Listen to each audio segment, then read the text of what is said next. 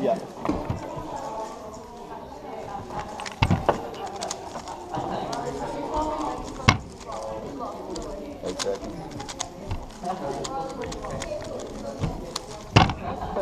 Felix chooses to start with a green X cross, noticing this solved orange and white edge, along with these 4 cross pieces and this white, green, orange corner. To solve this X cross, we're going to need to put this corner in between the orange, green, and white, green edges during the cross solution, so that when we align the cross at the end, it'll be under this orange and white edge, which is already solved. And the way Felix found to do this makes a lot of sense. Setting up these 2 cross pieces relative to this red one, all on opposite centers, and notice that he moves this corner out of the way before moving this edge down. The position of this orange, or this yellow and green edge, isn't so important here. All he's trying to do is insert this white, green, orange corner so that when he does the D2 here to align 3 of the cross edges, he's going to create that block. We call that an X cross. Next, you'll notice that this block is formed, and he's just going to insert this green and yellow edge here to complete the cross.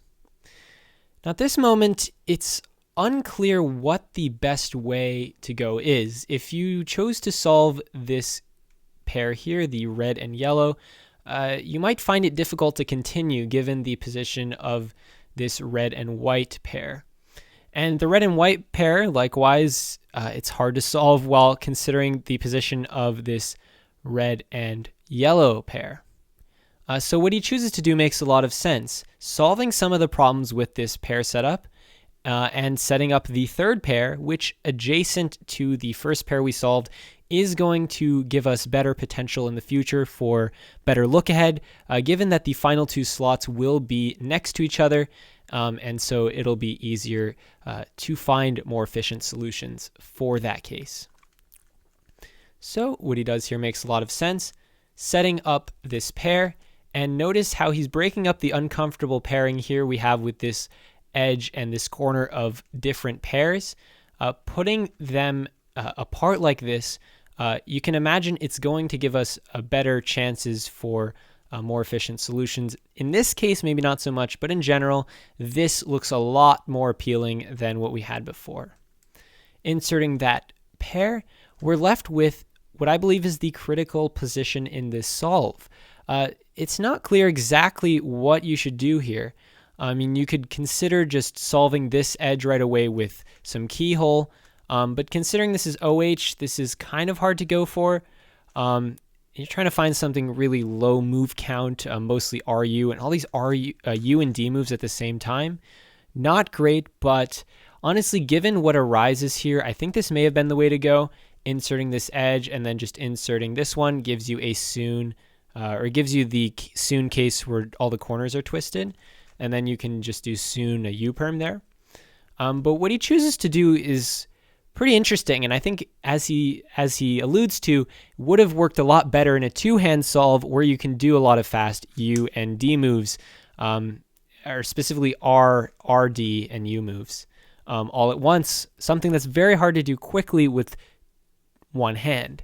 But you're asking, what am I talking about? Well, he's going to solve this edge, this whole pair, in fact, but he's also going to, I doubt this was intentional, but maybe it was, set up these, he's going to solve this edge, this corner, this edge. He's basically going to solve everything else. And now we're left with one of these cases where you've basically got this Y here of unsolved pieces. Basically, or actually some of the pieces are solved, but for practical purposes, they aren't really. But, here you've got these 3 that are unsolved and everything else is solved. So it would be kind of dumb to just go into this case. What makes a lot more sense, and what Felix has done in the past, especially in 2-hand solves, I've made a video about a solve similar to this in the past, is actually just solve the edges and then proceed to solve the last slot corner while fixing all of the other corners. And with 2-hand, when you can do R, U, and D really quickly, this makes a lot of sense. So how do we solve the edges here? Well, first we solve this edge. We bring this edge up. over, down, and now we've got all of the edges solved. And now this is just a matter of doing commutators correctly. So here you want to first put in this corner, and then put in this corner, and then put in that corner, and it solves the whole cube. Now, why is this not working so well in OH? Well, it really comes down to the type of moves you're doing, right? So if we take a look at this, this is the solution from the solve, right? Right here, it already starts to get awkward to execute. And of course, the irony is that this is the part of the solve he executed fastest. But that is typical in OH. Typically, your beginning is slower because you have more different axes that you're doing moves on. And when you get to the end, you try and reduce that to all RU moves, algorithms and stuff. But this is actually fewer moves and higher TPS. Anyways, that's really besides the point. When you get to this critical case here, if you were doing this with two hands, you could do this really, really fast, right? Or sorry, I messed it up. You get the point, right?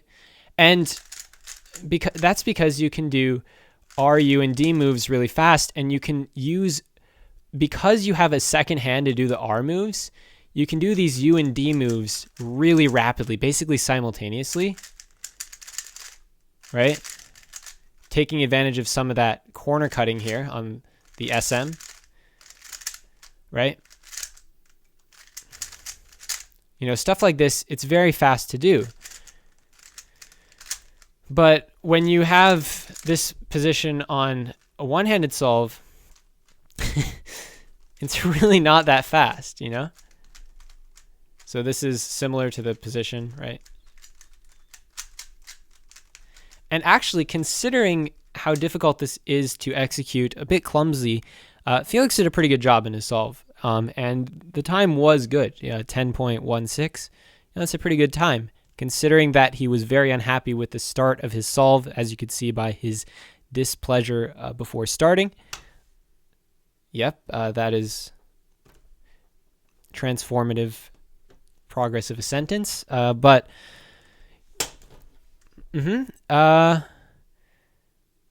Yeah, my point is essentially that this solve is kind of funny because it's not really that this doesn't, like, this is an OH solve. If you look at the stuff he chooses to do here, a lot of this is stuff you do in OH. Like this X cross, you probably wouldn't do this cross if you were doing two-handed. You'd probably choose something different. I don't know, something like white comes to mind. Green's not bad, but I don't know that you would do this.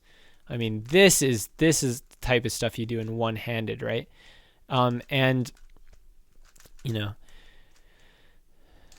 stuff like this, that's definitely one-handed type stuff. But then when you finally get to this point, well, now you can say, okay, this does not work quite as well in one-handed.